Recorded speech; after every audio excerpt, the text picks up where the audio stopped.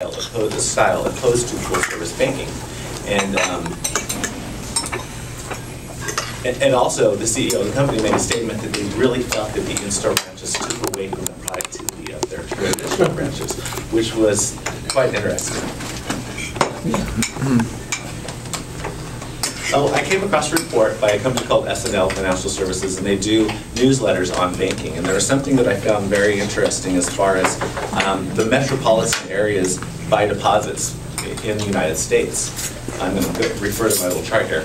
But in-store banking in the United States, the top metropolitan areas, of the top 15, 5 of those are actually California. And the #1 metropolitan area for in-store bank deposits is actually Los Angeles, Long Beach, and Santa Ana in California. They are #1 with $5.8 billion in deposits with in-store banking. #2 metropolitan area, which I would have assumed might have been the first, is New York, Northern New Jersey, and Long Island. And then #3, then they actually at $4.2 billion in deposits. And #3 was Chicago, Naperville, and Joliet metropolitan area with $3.8 billion in deposits. So I thought that was kind of interesting, since in my previous bank I've actually had to do a market analysis of in-store traditional deposits. And it was pretty interesting that, which common most people probably understand and believe, the traditional side always has larger deposits, but the in-store side would have larger transaction base. So people found it easier to go into an in-store branch to do their daily transactions, but if they wanted to do other financial services, open a new account, do a retirement fund, or even apply for a loan, they tended to go to the traditional side. Of the top 3 banks in the United States, in the same report from the metropolitan area, the top 3 banks are Wells Fargo, Citizens Bank, and U.S. Bank. And U.S. Bank has the largest presence in the greater Los Angeles area, with the acquisition of a couple of banks over the last couple of years. A couple interesting things that I learned about the different avenues that banks have actually tried in opening in-store branches. Most recently, Citizens Bank, who again is one of the top successful companies, opened a full-service bank inside of the Dunkin' Donuts. They did this about a year ago, and the CEO says so far, the reports show that it is very successful.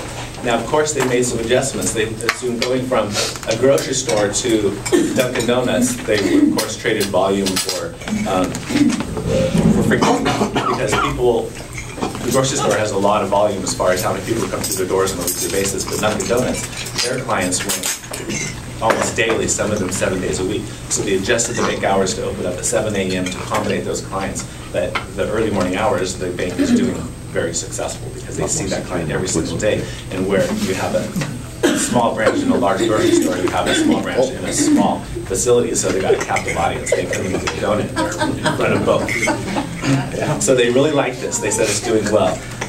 Another venture that they did, they opened 5 locations that are actually a co-op with Starbucks, where the Starbucks and the Citizens Bank shares the same space. So it's great for both sides. Some of the other places that we've opened in-store banks has been in Kinko's, in mail centers, and FedEx centers. Some of those haven't been as successful as in-store because they don't have the foot traffic, but there are avenues that they've taken for in-store banking as well. I also came across, in doing my research, I came across a company in the United Kingdom called Tesco. Tesco is like grocery store, it's more of a full service. They do grocery clothing, they pretty much do everything. But they, several years back, bought a regional bank, a small regional bank that was putting branches in their stores and called it Tesco Financial Services. So they actually owned their bank. And on the flip side, Walmart tried to do the same thing, but that was put a kibosh on that.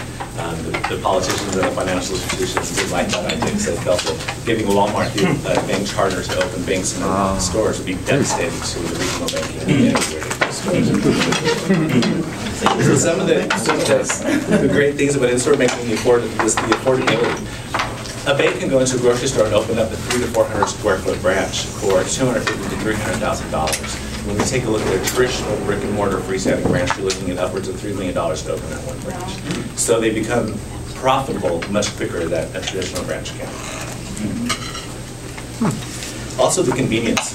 When you consider, the in-store banks consider the grocery store their lobby.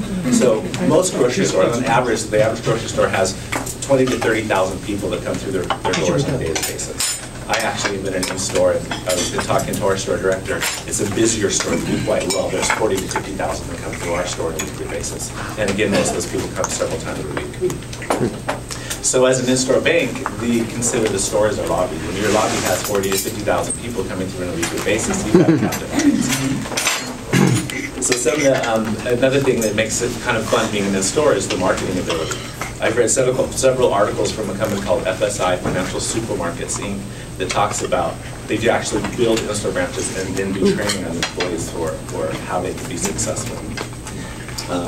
Again, so in in-store banking, we're able to do PA announcements and do aisle walks and motivate the clients to come to the bank and let them know that we have a presence there. So if you value your time and convenience is important to you, enjoy the convenience of in-store banking. With in-store banking, you can cash checks, open new accounts, apply for a loan, do just about everything that you can do in a traditional branch, with the exception of access to safe deposit box. So if you need some dough, add banking to your shopping list and let us do some in-store banking for you. Thank you.